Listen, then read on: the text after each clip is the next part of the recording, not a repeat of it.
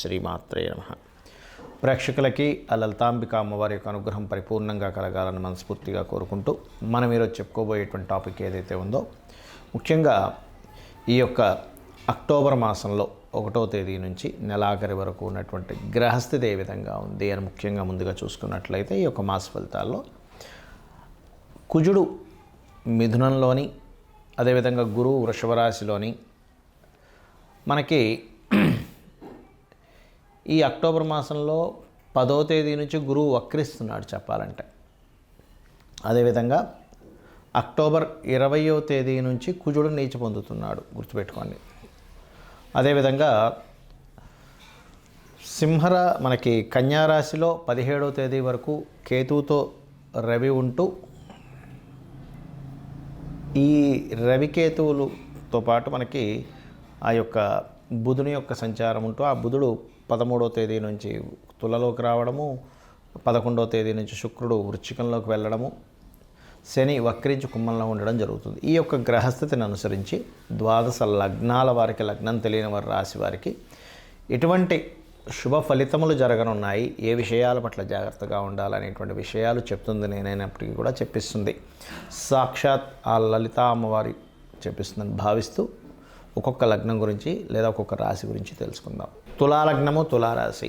తులవారికి గనక చూసుకున్నట్లయితే మీకు మీ యొక్క రాశ్యాధిపతి లగ్నంలోనే ఉండడం అనేటువంటిది ఒక రకంగా చెప్పాలంటే ఈ నెల 13వ తేదీ వరకు కాస్త ఉద్యోగరీత్యా అనేకమైనటువంటి ప్రదేశాలకి తిరగడం జరగనుంది.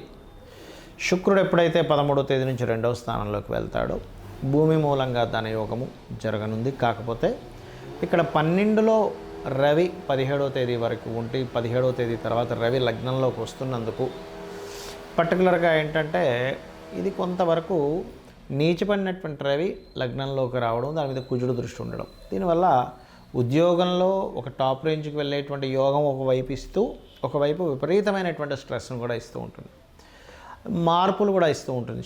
మీరు ప్రదేశాలు మారడము, ఉద్యోగరీత్యా కావచ్చు, కామన్గా ఏదైనా కొత్త ఇల్లు కొనుక్కోవడం వల్ల కావచ్చు, ఏదైనా ఒక మార్పు అనేటువంటిది బలంగా ఇస్తూ ఉంటుంది. అదేవిధంగా హోమ్ లోన్స్ లభిస్తాయి. సంతానం కోసం, సంతానానికి ఇక్కడ నుంచి మీకు ఎప్పుడైతే శుక్రుడు 13వ తేదీకి 2లోకి మారుతున్నాడో కాస్త కుటుంబ సభ్యుల్లో, అందులో ముఖ్యంగా సంతానం కూడా కొంతవరకు సంపాదన యోగంలోకి పడడము, కాస్త సంతానం కొంత స్ట్రెస్కి గురవడము బికాజ్ ఆఫ్ పంచమ స్థానంలో ఉండేటువంటి శని మీద కుజుడి యొక్క దృష్టి ఉన్నందుకు. మరియు అదేవిధంగా ఇక్కడ ఈ వివాహ నిర్ణయాలు, పార్ట్నర్షిప్ సంబంధించిన విషయంలో మాత్రం 20వ తేదీ నుంచి ఒక 45 రోజుల పాటు మాత్రం చాలా జాగ్రత్తగా ఉండాలి ఈ అక్టోబర్ మాసంలో. బికాజ్ ఆఫ్ ఈ ధన సప్తమాధిపతి భార్యాకారకుడు, భర్తకారకుడు అంటే కలత్రకారకుడు, అదేవిధంగా పార్ట్నర్షిప్స్కి కారకుడు, సామాజిక సంబంధించిన విషయాలకు కారకుడు, ధనానికి కారకుడు నీచపడుతున్నందుకు దశమ స్థానంలో జీవిత భాగస్వామి మూలంగా కొంత ఉద్యోగ సంబంధించిన విషయంలో కొంత స్ట్రెస్ ఏర్పడడం, అది పురుషుడు కావచ్చు, స్త్రీ కావచ్చు, అలాగే కొంత కుటుంబ సభ్యుల మూలంగా ఇటువంటివి చూపిస్తున్నాయి. కాబట్టి ఈ జీవిత భాగస్వామితో లేదా పార్ట్నర్స్తో ఈ సప్తమాధిపతి ఎప్పుడైతే నీచబడి కుజుడయ్యాడో కొంతవరకు ఘర్షణ వాతావరణానికి దారితీస్తుంది. కాబట్టి 12లో కూడా కేతు ఉన్నందుకు తొందరపడి ఒక మాట అనడం కానీ, ఆవేశపూరితంగా కొన్ని నిర్ణయాలు కానీ తీసుకోకండి. ఇది ముఖ్యంగా గుర్తుపెట్టుకోండి. దశమంలో కుజుడు ఉన్నందుకు అది కొంతవరకు మీకు కెరియర్లో కూడా కొంత స్ట్రెస్కి గురి చేస్తుంది ఈ యొక్క కాంబినేషన్ అనేటువంటిది. అలాగే మరొక విషయం ఏంటంటే, ఇక్కడ ఈ 12వ స్థానంలో కేతు ఉన్నందుకు ఇక్కడ మీరు తండ్రి యొక్క ఆస్తికి సంబంధించిన విషయంలో కూడా కొద్దిగా జాగ్రత్తగా ఉండండి. కాకపోతే ఈ శుక్రుడు 2లో ఉన్నందుకు ఏదైనా భూమి మూలంగా, భూమికి సంబంధించిన డీలింగ్స్ మూలంగా మాత్రం ఇక్కడ ధనయోగాన్ని ఇస్తుంది ఇది. అయితే ఇక్కడ మీరు ఏదైనా ఇంటర్వ్యూకి వెళ్ళినప్పుడు కానివ్వండి, చేస్తున్న ఉద్యోగంలో కానివ్వండి, స్ట్రెస్ తగ్గాలి అంటే అక్కడికి వెళ్ళి కూర్చున్నప్పుడు, మీ సీట్లో మీరు కూర్చున్నప్పుడు ఒకసారి సుబ్రహ్మణ్యేశ్వర స్వామిని తలుచుకోండి. ఓం స్కందాయ నమః అని. సంతానం కోసం ప్రయత్నం చేసేవాళ్ళు మాత్రం కాస్త శనికుజ గ్రహాల దగ్గర దీపారాధన చేయండి. వీలైతే శివునికి అభిషేకం చేయండి. ఎందుకంటే పంచమ స్థానంలో శని మీద కుజుడు దృష్టి ఉంది కాబట్టి కొంత స్ట్రెస్కి గురవుతూ ఉంటారు. ఈ యొక్క ఇది చేయండి. కాస్త ఫ్రెండ్స్తోని షేర్ మార్కెట్ విషయాల్లో కూడా కాస్త జాగ్రత్తగా ఉంటూ గోవులకి క్యారెట్స్, బెల్లం తినిపించండి. అన్ని విధాలా బాగుంటుంది. ఈ నెల 20వ తేదీ నుంచి కుజుడు నీచ పొందుతున్నాడని చెప్పుకున్నాం. అయితే ఇక్కడ చాలామందికి జాతకం ఉంటుంది, వాళ్ళకి డేట్ ఆఫ్ బర్త్ రాస్తారు, కొంతమంది రాయరు. పలానా లగ్నం అని కానీ నక్షత్రం అని కానీ రాశి అని కానీ తెలియదు. మరి తెలియని వాళ్ళ పరిస్థితి ఏమిటి చూసుకున్నట్లయితే, మీరు నవగ్రహాలలో కుజ శని గ్రహాల దగ్గర దీపారాధన చేయండి. గోశాలకు వెళ్ళి గోవులకి క్యారెట్స్ బెల్లము తినిపించండి. ఎందుకంటే మీ యొక్క జన్మజాతకంలో గనక కుజశనుల యొక్క సంబంధం ఉంది అంటే ఎలాగా, కుజశనులు కలిసి ఉండడం కానీ, కుజుడు రాశుల్లో శని, శని రాశుల్లో కుజుడు పరివర్తనా యోగం ఉండడం కానీ, లేనట్లయితే ఒకే రాశి సంబంధం అంటారు. అంటే చూడ్డానికి అవి వేరువేరు రాశుల్లో ఉన్నట్టున్న ఏకరాశి సంబంధం అంటే ఎలాగా, సింహము కర్కాటకంలో ఉన్న, లేదా మనకి మిథునము కన్యా రాశుల్లో ఉన్న ఈ రెండు బుధరాశులే. అదేవిధంగా శుక్రరాశుల్లో ఒక్కోసారి తులలో ఉంటే కుజుడు శని వచ్చి మీ జన్మజాతకంలో వృషభంలో ఉంటాడు, లేదా వృశ్చికం మేషము, ధనస్సు మీనము, మకరము కుంభము ఇలా ఉన్నా కూడా కనెక్టివిటీ ఏర్పరచుకుంటాయి. అలా మీ జన్మజాతకంలో ఉన్నప్పుడు, ఇలా గోచారంలో ఈ యొక్క కుజశనులు కనెక్టివిటీ ఉన్నప్పుడు, మీకు ఏదైనా కుజుడి యొక్క మహాదశ కానీ శని యొక్క మహాదశ కానీ నడుస్తున్నప్పుడు అది వివాదాలకు దారితీస్తుంది. కాబట్టి వాటికి కొంచెం దూరంగా ఉండండి. అయితే ఇక్కడ వీటన్నిటికంటే కూడా ముఖ్యంగా మీరు చూసుకోవాల్సినటువంటిది మీ యొక్క పర్సనల్ చార్ట్ చూసుకోవాలి. ఎప్పుడు కూడా మన పర్సనల్ చార్ట్లో మనము ఏ మార్గంలో ప్రయాణిస్తే మన యొక్క జీవితం ఉన్నతంగా ఉంటుందనేటువంటిది ఉంటుంది. అది ఎలా ఉంటుంది అంటే చెప్తాను చూడండి. మీ యొక్క నేచర్ ఏదైతే ఉందో ఆ నేచర్కి తగ్గట్టుగా మీరు ఉంటేనే మీ యొక్క లైఫ్ బాగుంటుంది, గుర్తుపెట్టుకోండి. అంటే ఎలాగా, మీ యొక్క జాతకం చెప్తుంది చాలా స్పష్టంగా, నువ్వు ఇలా ఉంటే బాగుంటావని. ఇప్పుడు అందరికీ ధనమే కావాలి, ఎందుకంటే ధనం మూలం ఇదం జగత్. కాబట్టి మీ యొక్క ధన యోగం ఎందులో ఉంది, వ్యాపారంలో ఉందా, ఉద్యోగంలో ఉందా, విదేశాలకు వెళ్ళడం ద్వారా ఉందా, సర్వీసెస్ చేయడం ద్వారా ఉందా, మీడియేటింగ్ చేయడం ద్వారా ఉందా అనేటువంటిది మీ ధనాధిపతి చాలా స్పష్టంగా చెప్తాడు.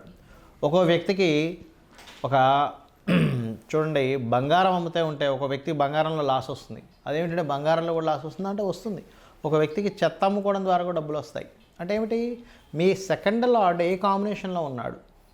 కొంతమంది తెలియక సంపాదించిన ధనాన్నంతా తీసుకెళ్ళి ఒక దగ్గర పెడతారు, అక్కడ నష్టపోవడం జరుగుతూ ఉంటుంది.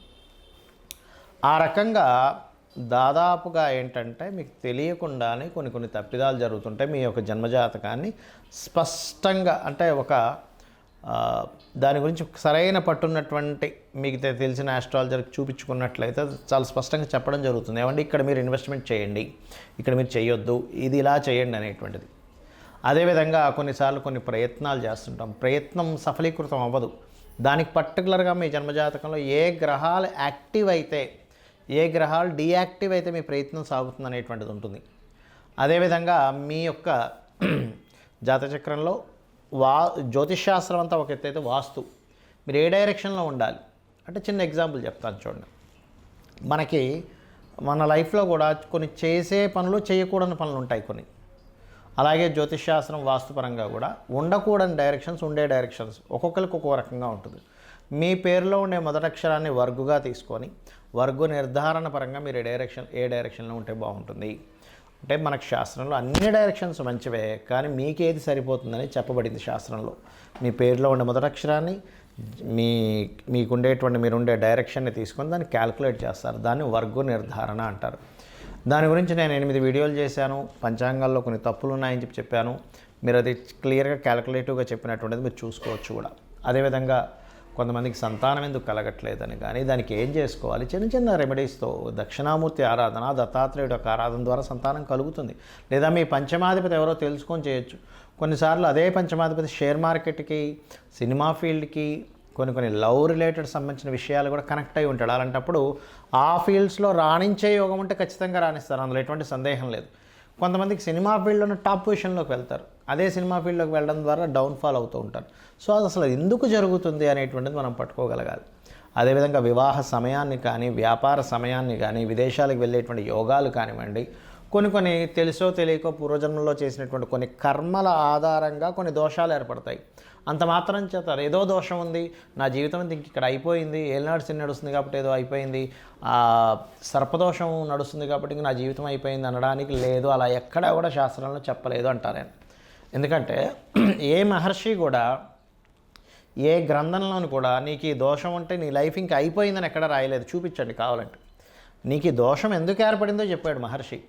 నువ్వు ఈ కర్మని చేసావు కాబట్టి నీకు ఈ దోషం ఏర్పడింది. ఈ యొక్క దోషాన్ని కర్మ విపాకము అనేటువంటి గ్రంథంలో దీన్ని ఎలా తీర్చుకోవాలి, నువ్వు కొన్ని మంచి పనులు చేసుకుంటూ అమ్మవారి పాదాలు పట్టుకుంటూ, లేనట్లయితే దానికి సంబంధించిన ఒక నామాన్ని జపం చేస్తూ, దానమిస్తూ, లేదా కొన్ని దేవతా సంబంధించినటువంటి కొన్ని హోమాలో, యజ్ఞాలో, లేకపోతే కొన్ని కార్యక్రమాలు పేదవాళ్ళకి సహాయం చేస్తున్నావు, గోష్ఠసేవ చేసుకుంటూనో నువ్వు బయటపడొచ్చు అని చెప్పారు. కానీ నా జీవితం ఇంతే, నాకు ఈ సర్పదోషం ఉంది కాబట్టి నా జీవితం ఇంతే, నాకు ఏలినాడ్సని నడుస్తుంది కాబట్టి ఇంకేమీ కలిసి రాదు, ఇంట్లో కూర్చోవాలనేటువంటిది ఏ మహర్షి ఎక్కడా చెప్పలేదు. ఇది ఫస్ట్ గుర్తుపెట్టుకోండి. ఎందుకంటే జ్యోతిష్శాస్త్రం అనేటువంటిది వెలుగుని చూపించే, జ్యోతి అంటే వెలుగు. అంతేగాని ఇంకా నా జీవితం ఇంతే అనుకోవడానికి జ్యోతిష్శాస్త్రం చూసుకోవాల్సిన అవసరమే లేదు. జ్యోతిష్యం కానీ వాస్తు కానీ మన యొక్క ఉన్నతి కోసం ఉన్నటువంటివి. కాబట్టి దయచేసి నేను మీకు కొన్ని సూత్రాలు చెప్తాను. మీ జాతకం ఎలా ఉన్నా సరే ఇవి కనుక పాటించారో అద్భుతంగా ఉంటుంది. ఏమిటంటే పొద్దున్నే సూర్యోదయానికి ముందే స్నానం చేసి దీపారాధన చేయండి. Point number 1. మీకు దగ్గరలో ఉన్నటువంటి గుడికి వెళ్ళండి రెగ్యులర్గా. Point number 2. పాయింట్ నెంబర్ 3 ఏమిటి అంటే మీరు వీలున్నప్పుడల్లా కూడా గోశాలకు వెళ్ళి గోవులకి ఏదైనా దేశీవాళ్ళ గోవులకి ఏదో ఒకటి తినిపిస్తూ ఉండండి.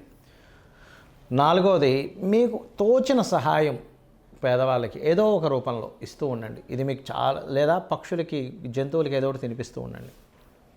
5వ పాయింట్ ఏంటంటే వీలున్నప్పుడల్లా 4 డబ్బులు ఉన్నప్పుడు క్షేత్ర దర్శనం చేయండి.